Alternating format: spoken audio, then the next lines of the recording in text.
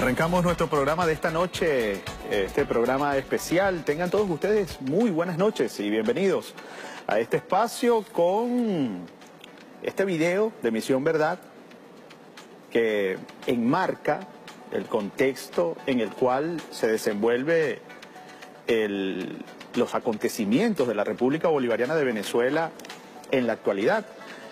Pero en ese contexto, que ya hemos ahondado bastante, hoy tenemos dos invitados con los cuales queremos hablar de las propuestas, de qué hacer en medio de una situación de bloqueo financiero económico que es promovido por la principal potencia del mundo. Para ello tenemos en nuestros estudios a Julián Rivas. Él es periodista, analista internacional de la Universidad Central de Venezuela, y a José Manuel Rodríguez, también economista de la Facultad de Ciencias Económicas y Sociales de la Universidad Central de Venezuela, FACES, sí, así es conocida por quienes hemos caminado en ese patrimonio inmaterial, material de la humanidad, el caso de la Universidad Central de Venezuela. Veíamos el contexto que está viviendo nuestro país.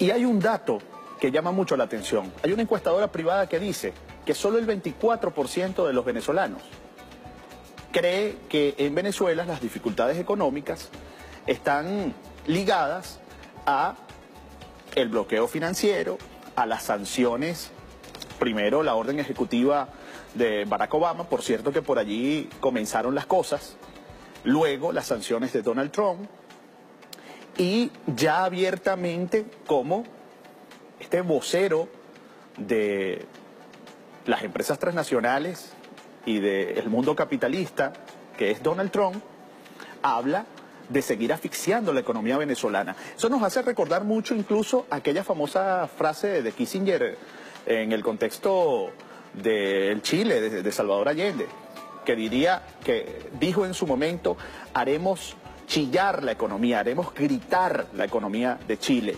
Y eso fue lo que hicieron, estrangularon la economía chilena antes de producir el golpe de Estado contra Salvador Allende.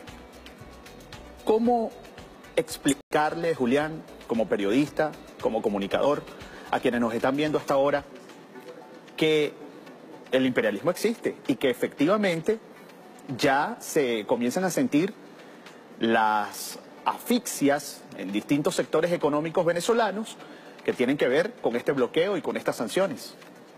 Bueno, buenas noches. En efecto, hay gente que cree que esto no hay guerra económica, aun cuando desde el punto de vista de la teoría económica ya hay una serie de definiciones de eso, incluso de los años 70. Pudiéramos decir que hay errores internos, y a su vez, en el marco de los errores internos, podríamos decir hay errores del gobierno y de actores económicos. En todo caso, hay un sistema económico internacional que está en crisis, que viene de los años 40, del posguerra, que es el sistema Bretton Woods. El sistema Bretton Woods hizo una serie de definiciones en el cual la moneda y la hegemonía económica del mundo la tenía Estados Unidos. Entonces, toda la guerra contra la Unión Soviética, por ejemplo, y la guerra contra Venezuela, por supuesto que es la guerra de quienes controlan ese aparataje financiero global.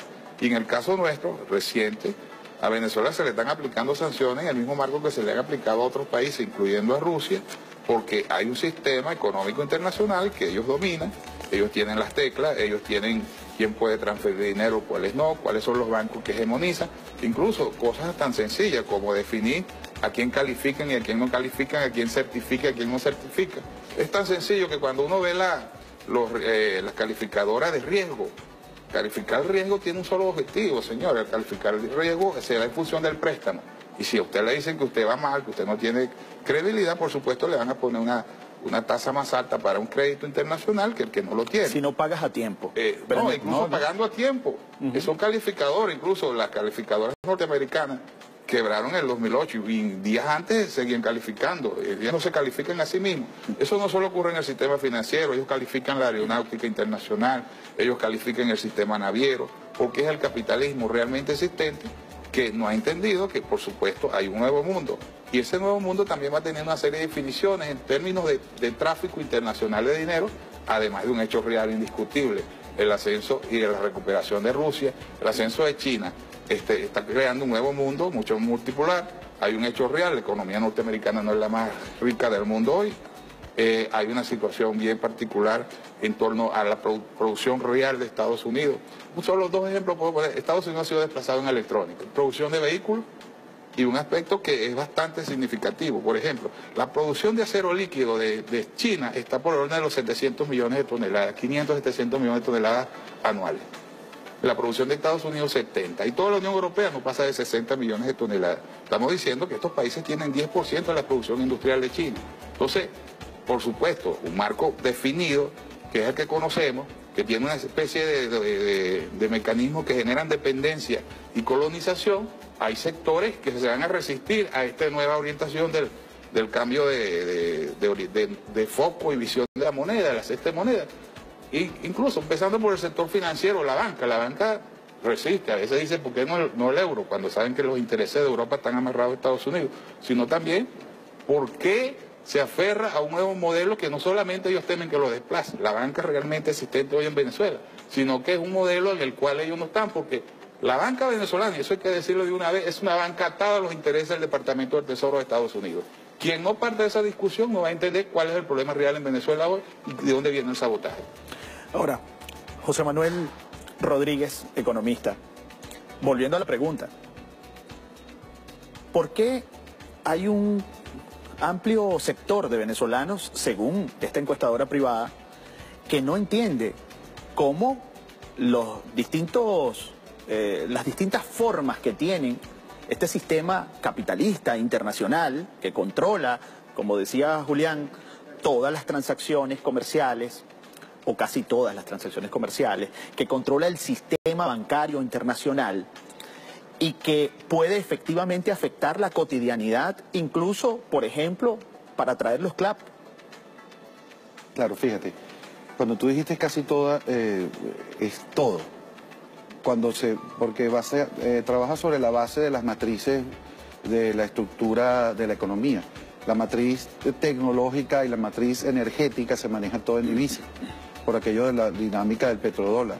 Y por eso el surgimiento del yen petróleo oro, que es lo que viene por ahí, que se está gestando. Cuando hablamos de dependencia, de lo que dijo el amigo, estamos hablando de cosas tan sensibles como la semilla. Nosotros tenemos una absoluta dependencia, ¿verdad?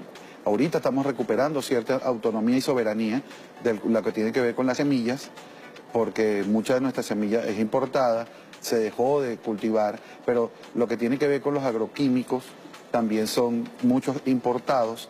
Lo que tiene que ver con los insecticidas y los pesticidas también tienen componentes importados y manejan grandes monopolios. Y entonces eso, como hablamos, es aterrizar lo que se llama la estructura de dependencia. Esa estructura de dependencia se ha intentado romper, pero ahí es donde esta gran oportunidad, pues esta crisis también es una gran oportunidad, porque muchos actores, no sé si está dentro de ese 25%, pero muchos actores están tomando decisiones para sobrevivir, para salir adelante, y de hecho están ganando dinero en esta crisis. O sea, están produciendo más, están intentando sustituir importaciones. El Ministerio de Agricultura está haciendo grandes esfuerzos, está haciendo ahorita un lobby muy importante para el desarrollo de la semilla de la papa, aumentar significativamente la producción de semilla de papa. Por otro lado, cuando hablamos de lo que está pasando, cuando estamos hablando de la hegemonía que tienen, por ejemplo, todas las maquiladoras, que aquí le dicen laboratorios, pero básicamente son maquiladoras. Reciben un producto que lo empacan y entonces lo venden en una cajita. O sea, aquí no se está produciendo verdaderamente componentes activos en medicina, sencillamente eran ensambladoras de medicina. Entonces, toda esa cadena de distribución, nosotros éramos vulnerables y aún lo somos. Por eso, el esfuerzo que está haciendo el Estado para hacer una alianza con uno de los mayores productores de medicina sin etiqueta o genéricos, que es India. Que es la India. Entonces, fíjate, eso íbamos a hablar más adelante, pero qué bueno que te adelantes. son elementos donde estamos hablando de que nos estamos defendiendo no ahorita, porque este ataque no es desde ahorita, desde el golpe del Estado de 2002 se ha venido sistemáticamente atacando nuestro sistema, encareciendo nuestro endeudamiento cada vez más. Cuando había un conflicto en Ucrania, ¿verdad? Cuando había una semiguerra civil, cuando había casi un conflicto con Rusia, Ucrania tenía mejor calificación de riesgo que nosotros. O sea, Siria estaba sufriendo de su economía, de su país, y tenía mejor calificación de Venezuela. Es decir, que las calificadoras de riesgo, José Manuel, utilizan el poder que tienen, pero a discreción política. Absolutamente. Cuando se hizo la interpelación en el Congreso de los Estados Unidos para preguntar a las calificadoras de riesgo por qué tenían a Goldman Sachs con AAA, o sea, mejor de lo mejor, 3 días antes que se desplomara Goldman Sachs y generara la crisis financiera de 2008, ellos dijeron que ellos solo daban una opinión y que no era vinculante. Eso está grabado.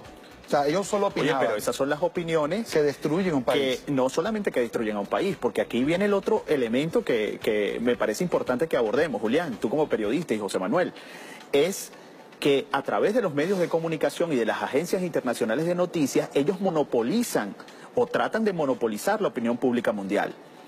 Imponen a través de estas calificadoras de riesgo líneas de acción desde el punto de vista económico. Es decir, que es todo un sistema que está plenamente concatenado. Por un lado actúan las calificadoras de riesgo, pero por otro lado están los operadores mediáticos haciendo del conocimiento mundial todo este tipo de informaciones, Julián. Generando ideología en relación a esto, ¿no? El tema de por sí es preocupante porque cuando uno ve el centro de lo que puede ser el Estado y la sociedad, se encuentra que el Estado tradicionalmente ha tenido 2 funciones. Primero, el Estado es el que emite la moneda. Y en segundo lugar, están las relaciones de trabajo entre patrón y empleado. Si se mina la moneda, se seca el ahorro nacional y se distorsiona su valor, por supuesto, está golpeando la soberanía de un país y sus relaciones sociales internas. Eso ha ocurrido en Venezuela, bajo distintos esquemas. Fuga de capital, que fue lo que se le hizo a Zimbabue, una economía mucho menor, pero en todo caso el objetivo fue el mismo. Y además un aspecto que nosotros durante casi 20 años hemos callado, que es una agresión que debía haber tenido una respuesta oportuna en su momento y ser denunciado a los organismos internacionales. Lo de Colombia, lo de Colombia, claro. La resolución número 8. Es un acto casi bélico lo que ha hecho Colombia con Venezuela. Hostil, y además, ¿no?, que ha empobrecido nuestra moneda y empobrecido nuestra población y empobrecido los asalariados. Yo creo que la población venezolana debe tener conciencia del carácter agresivo y bélico de los intereses económicos que se oponen no solamente a la revolución bolivariana, que se oponen a la transformación de Venezuela como una potencia regional, como un país faro, porque Venezuela tiene una serie de recursos que son superiores al grueso de los países de América Latina, relativamente hablando, y tiene una ubicación estratégica mucho mejor. Y sin embargo, un país que hace 10, 12 años crecía a razón de 10, 12%, 13%, que asombraba el mundo, empezó un proceso de deterioro a partir de una serie de dinámicas que tienen que ver con la corrupción de funcionarios, con la evasión de capitales, la fuga de capitales.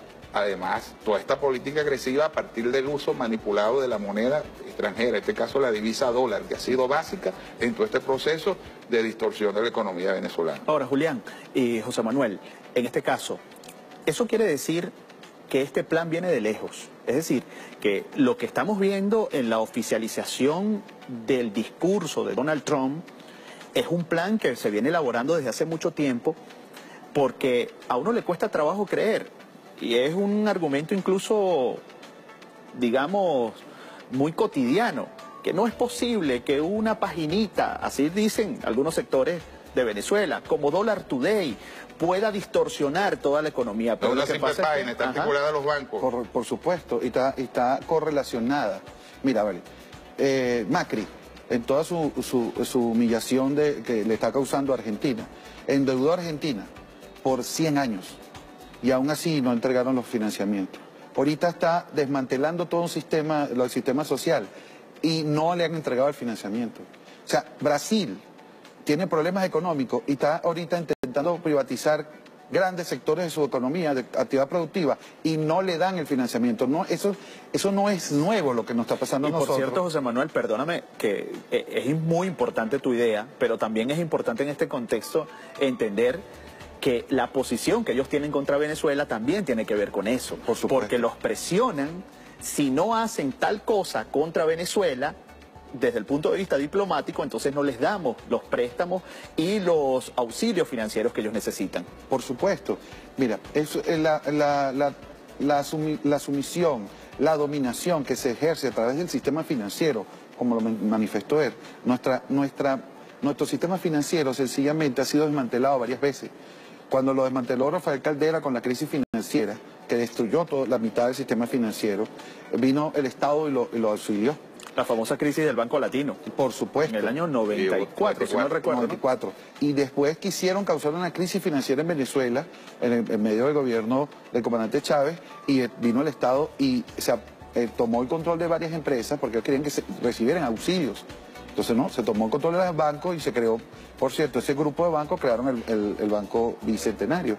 O sea, lo que estamos hablando ahorita, la situación que estamos hablando ahorita, nos estamos enfrentando a la forma de dominación sistemática que tiene el sistema global financiero contra todos los países, Ahora bien, esto que nos están haciendo nosotros se lo hicieron a Rusia hace 3 años. La desconectaron del sistema financiero.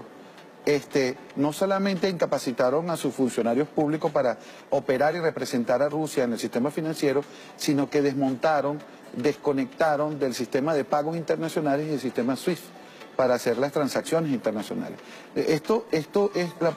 Cuando tú analizas esta situación, eso puede ser el próximo paso de la escalada. Pero ya Rusia tiene unas curvas de aprendizaje. Hay que tomar en cuenta, por ejemplo, que... Y es un aliado importante de Venezuela, por supuesto, ¿no? Que en China, el sistema de medios de pago, el 90%, mucho más del 90% es de China, de empresas chinas y bancos chinos, y los procesadores de pago son estatales. O sea, el sistema de medios de pago es estatal. Las otras compañías de tarjeta de crédito y esas solo tienen el 3 o el 4% de todo el mercado chino. Ese sistema fue el que fue adquirido de alguna manera o fue asimilado por los Rusia. Y de hecho, a base de esa plataforma es que se están haciendo las transacciones y los acuerdos, ¿verdad? Los swap para intercambiar materias primas de Rusia y de China y mercancías. Es en ese sentido que nosotros tenemos que avanzar, ¿verdad? E intentar a marcha forzada componer nuestra plataforma de medios de pago electrónico, fíjese, por eso el presidente está hablando del sistema biométrico. ¿No? La plataforma de pagos, digamos, la comercial, la cotidiana del venezolano, los bancos privados han dejado prácticamente que se desmantele. Claro. Que no han hecho ningún tipo de inversión allí tampoco. Ellos no hacen para afectar inversión. La cotidianidad. Lo que han manifestado es que si ellos no le dan los dólares regalados, ellos no van a hacer ninguna inversión. Como si eso no fuera su negocio. Exacto, que ese es el punto. Y ellos se lucran con eso. Ahora, eso todo está, otra vez hablamos de la interrelación de los sistemas y de la gran oportunidad, ¿verdad? de organizarnos y estar claros con la vista hacia el futuro de que tenemos muchas posibilidades. Nosotros, cuando hablaste de Zimbabue, los países africanos, nosotros tenemos muchísimo más capacidad operacional que aquellos pobres países africanos que han sido destruidos sistemáticamente por el colonialismo y después de su independencia han sido intervenidos y ha habido las manifestaciones de la guerra económica más brutal que en la historia que algún día se reportará. José Manuel, me decía un amigo, Julián, y José Manuel, conversando informalmente en estos días, con todo el respeto a nuestros hermanos cubanos, decía, van a intentar un bloqueo. Eso fue hace unos meses atrás, como el que le hicieron al cubano, incluso mucho más agresivo. Un embargo. Sí, pero no están sumando bien porque Venezuela no es Cuba. Venezuela tiene un conjunto de recursos y un conjunto de condiciones que la ponen en una situación privilegiada para poder incluso sortear esta situación. Vamos a invitarlos a ustedes a compartir una de las propuestas que se ha hecho por parte del presidente de la República para poder avanzar en medio de esta tormenta, sin duda, desde el punto de vista económico. Y esa es la canasta de monedas. El presidente lo anunció de esta manera. Vamos a escucharlo. Que Venezuela va a implementar un nuevo sistema de pago internacional y va a crear una canasta de monedas para liberarnos del dólar y con las monedas de libre convertimiento, el yuan, el euro, los yenes, las rupias y las monedas internacionales, liberar las amarras del dólar como moneda opresora de nuestro país y de nuestro país. Un sistema de pago basado en una canasta de monedas, donde venderemos y cobraremos nuestros productos internacionales. Si te están cortando todas las vías para que tú no puedas acceder al dólar y pagar con dólar y al final y utilizar ese sistema de pagos, pareciera que es incluso una obligación ir hacia esa canasta de monedas. Me gustaría tu opinión, Julián, al respecto. Eso tiene que funcionar interno y hacia el exterior. Hay una serie de alternativas que ya se están generando a nivel internacional para sustituir el sistema SWIFT o generar otra línea de movilización de dinero. Pero yo creo que en Venezuela hay un hecho concreto. No hay un consenso interno de los sectores meritocráticos de la banca que se quieran integrar en función de esta política. De ahí donde hay la amenaza del zarpazo de Trump, porque estos señores están ideológicamente identificados con el Departamento del Tesoro y su cultura, sus valores. Esto es un problema básico. Irán no lo tuvo. Ahora, ni tampoco van a aguantar el chaparrón, prefieren salir corriendo. Ahora, los venezolanos tenemos que tener claro que para avanzar en esto es producto de un hecho real. Hay una cosa que se ha ido definiendo en los últimos años llamado poder nacional agregado, que tiene tres componentes. El componente económico, ya sabemos la guerra que ha habido. El componente militar, que aquí se plantea la oposición y sectores de Estados Unidos reducir la Fuerza Armada, quitarle los misiles. Lo ha dicho desde sujetos que en un momento fueron jefes de la MU, como Ramón Guillermo Aveledo. Eso está escrito. Han dicho que no es necesario incluso la Fuerza Armada. Ni aviones. Eso choca con el ideal bolivariano y es lo más estratégico. Y en tercer lugar, hay un aspecto que es golpear diplomáticamente a Venezuela. Una canciller de Argentina, Malcorra, algo así se llamaba, que planteó el tutelaje.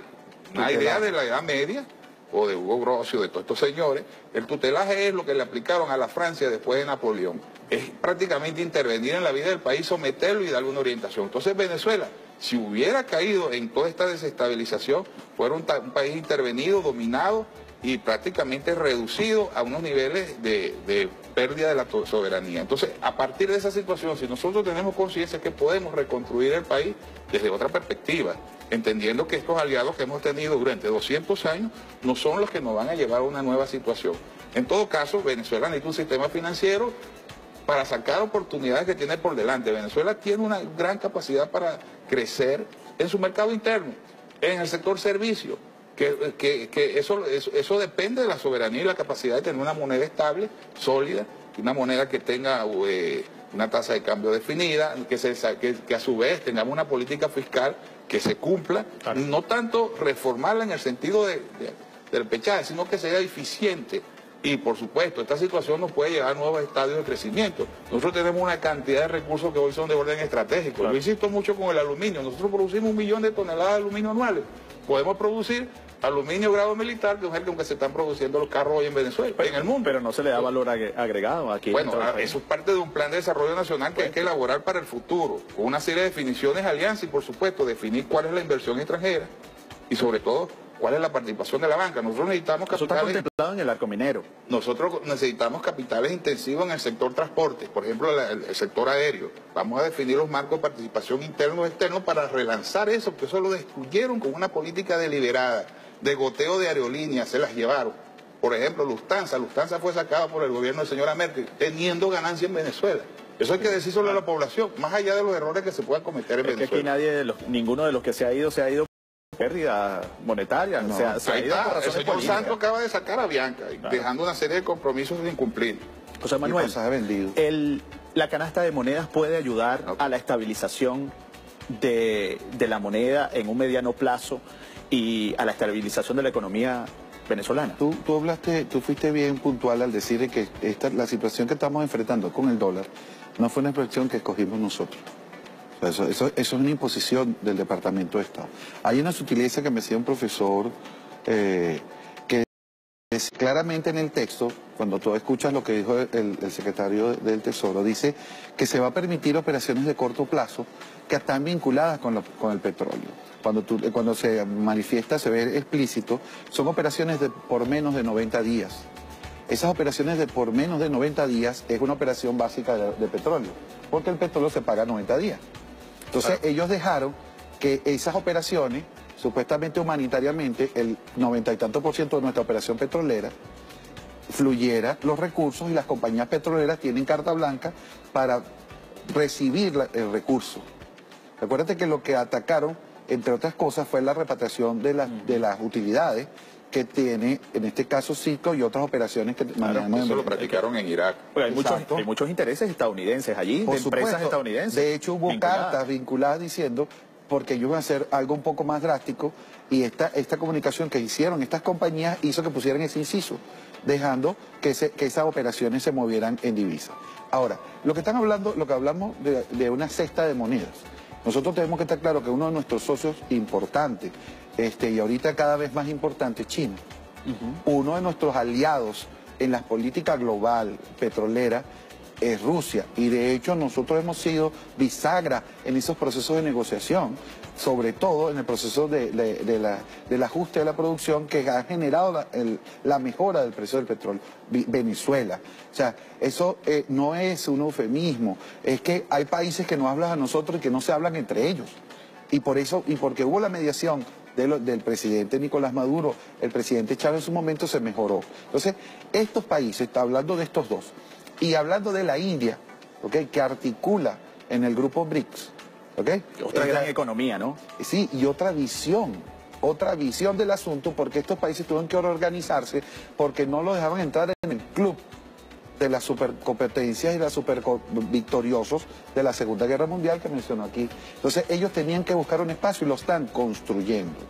De hecho, hay una amenaza que dieron en estos días, que salió el Departamento de Estado, que iba a ir contra Rusia y contra China por ese manejo que están intentando hacer de la divisa. Eso fue explícito del Departamento de Estado. Entonces, viene un nuevo capítulo, un nuevo round de este conflicto de las monedas.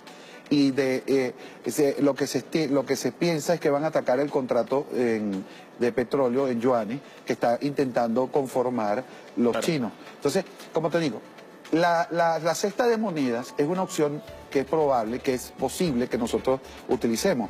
¿Para qué? Porque nosotros estamos recibiendo o podemos recibir yuanes, efectivamente, y cuando el vicepresidente nos dijo que íbamos a dejar de transar en dólares. Nuestro cliente, Estados Unidos sigue siendo nuestro cliente, y ellos, de hecho, las supuestas medidas garantizan que nosotros le entreguemos el petróleo y que ellos de alguna manera nos paguen.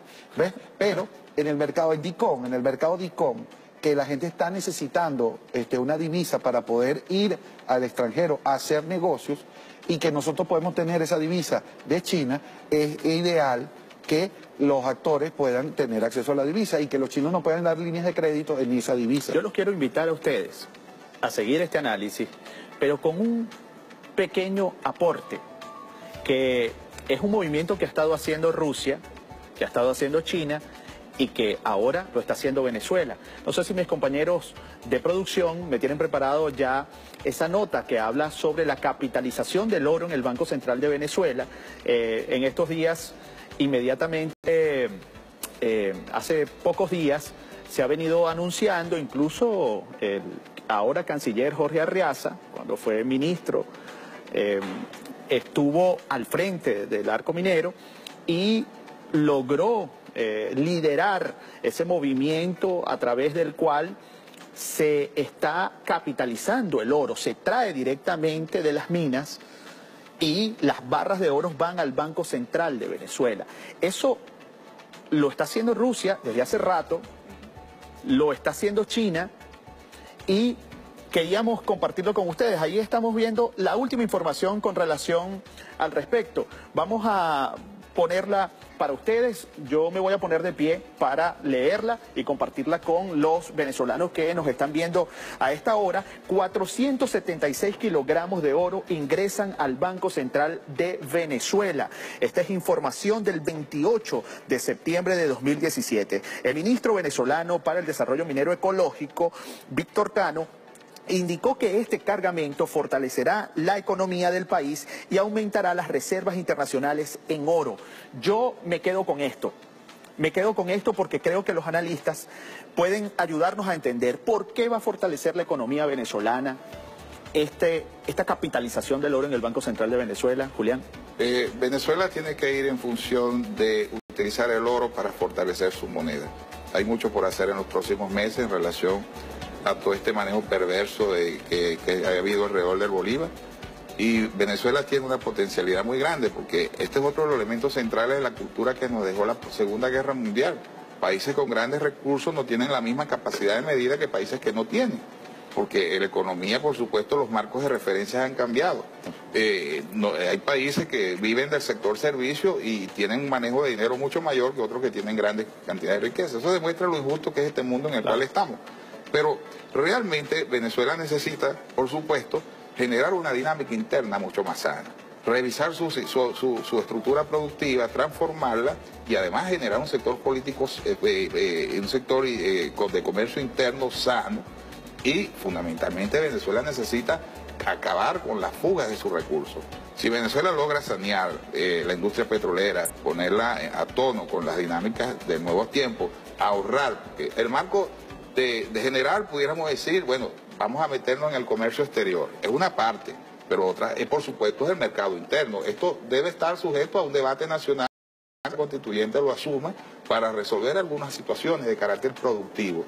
Y por supuesto, en esa misma medida vamos a depender menos de productos importados y vamos a fortalecer nuestra moneda, porque lo que hemos tenido es una gran fuga de recursos, algunas por necesidades que podíamos suplir aquí y otras por fuga de capitales porque no ha habido la suficiente vigilancia. Sí. Ahora, el oro funciona como un garante de la fortaleza económica de nuestra moneda y creo que hay una serie de observaciones sobre si se utiliza una denominación del Bolívar que permita que el oro sea la garantía de su solidez y por supuesto el uso de monedas rusas, China, incluso se han querido burlar de las rupias, cosa de mayor ignorancia, porque resulta que la India acaba de comprar Lamborghini, acaba de comprar Land Rover, Tata, Mahindra. O sea, quien no sepa cómo ha ido cambiando el mundo y cómo el mundo ha ido girando hacia Asia, no podrá entender que este bloque anglo-norteamericano está en una situación de crisis en la cual está en el medio de la Unión Europea.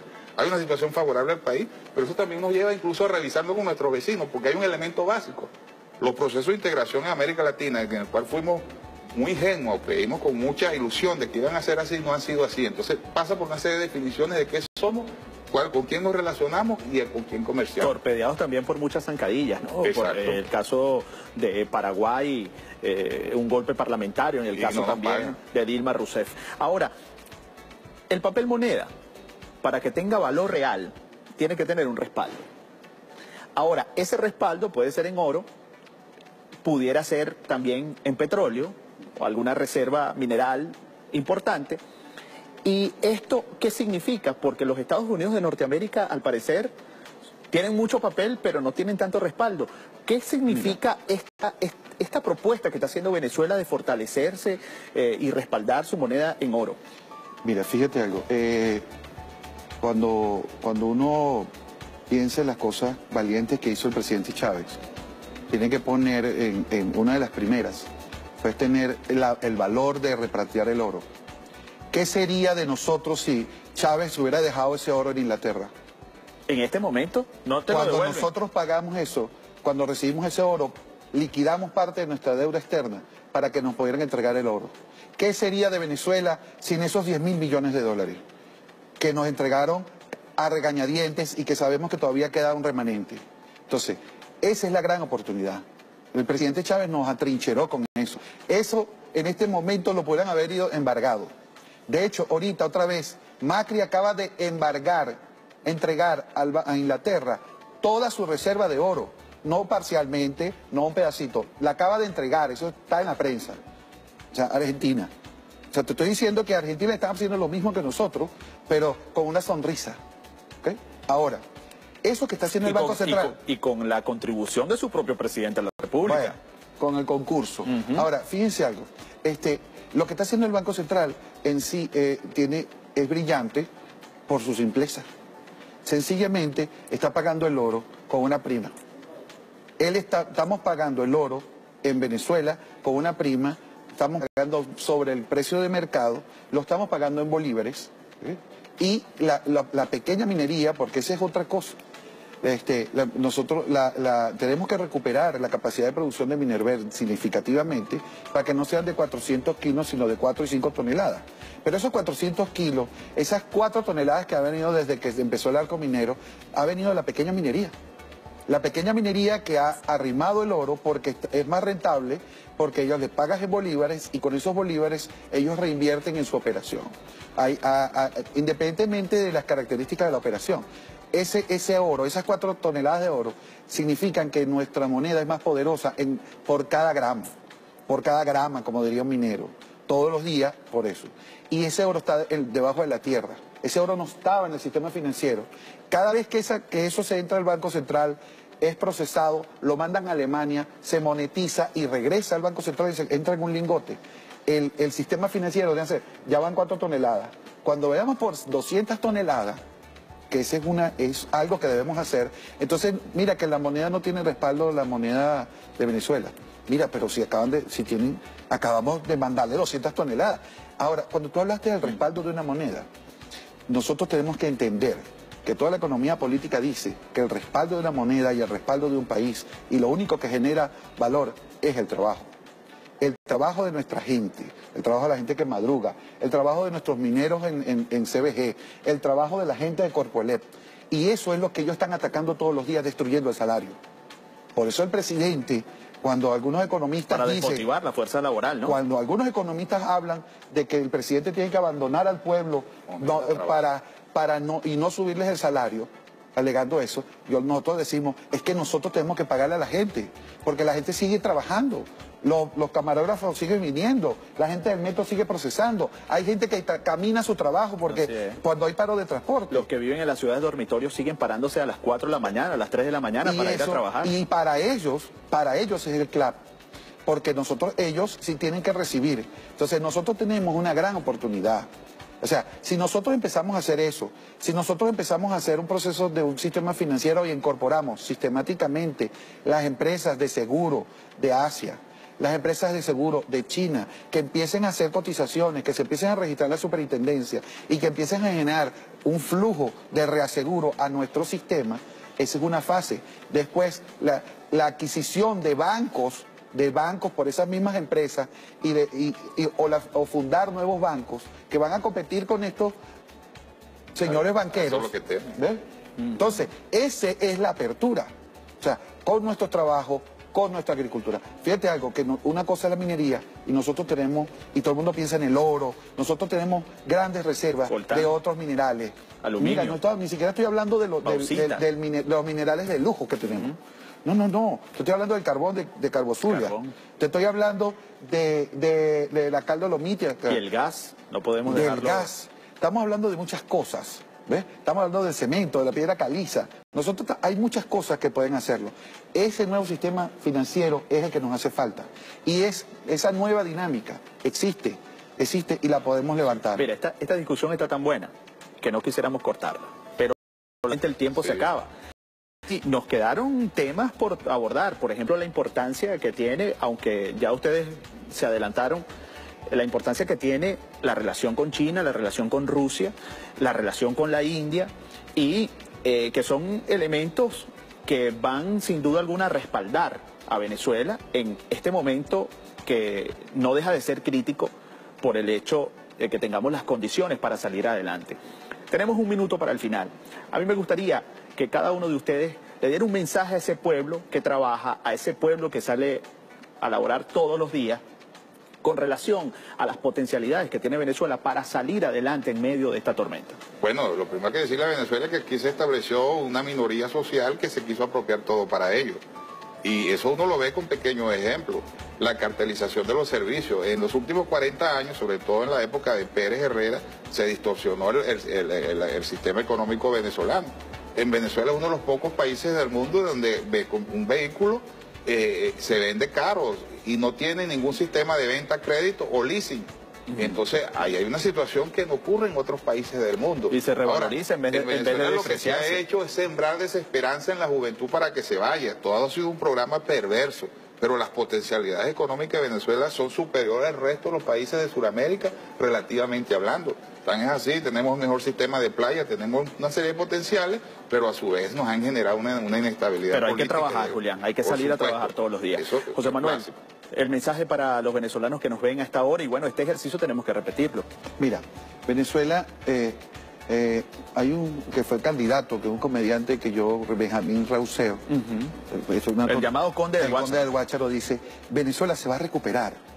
Y va a regresar mucha gente, y van a seguir regresando los colombianos que se venían aquí a escapar de la guerra, los ecuatorianos y los peruanos que venían a trabajar a Venezuela porque en sus países no tenían oportunidad. Eso va a volver a pasar. Nosotros tenemos un gran país, y va a seguir siendo un gran país, y vamos a recibir a la gente que tenemos. La oportunidad que tenemos ahorita es esto es un juego cerrado, ¿ok? La paz de la calle, la paz que no te dejaba salir, se rompió cuando fuimos a votar por la constituyente. Hay otra cita ahorita, que es las elecciones de gobernadores. Tenemos que ir a votar a las elecciones de gobernadores. Tenemos que, si me dejas hablar, estamos en campaña, tendríamos que ir a votar por el PSUV. Pero es que si tú vas a votar por la oposición, también estás haciendo un trabajo, porque quiere decir que los venezolanos queremos elegir, que no va a ser la violencia ni un señor encopetado, que es el conserje de allá de Washington, ¿verdad? Que quiere que nosotros cambiemos. No, nosotros vamos a hacer lo que tengamos que hacer con los mejores candidatos que tenemos que ahorita elegir. Ahorita hay que ir a votar. Y que se imponga, José Manuel, la dinámica que es la mejor dinámica que tienen los venezolanos, que es la democracia, el ejercicio de su democracia, que ha sido, por cierto, uno de los mayores aportes que ha hecho el comandante Hugo Chávez. Nosotros nos tenemos que despedir, Julián Rivas, y quien me acompañó, José Manuel Rodríguez, economista, periodista, analista internacional.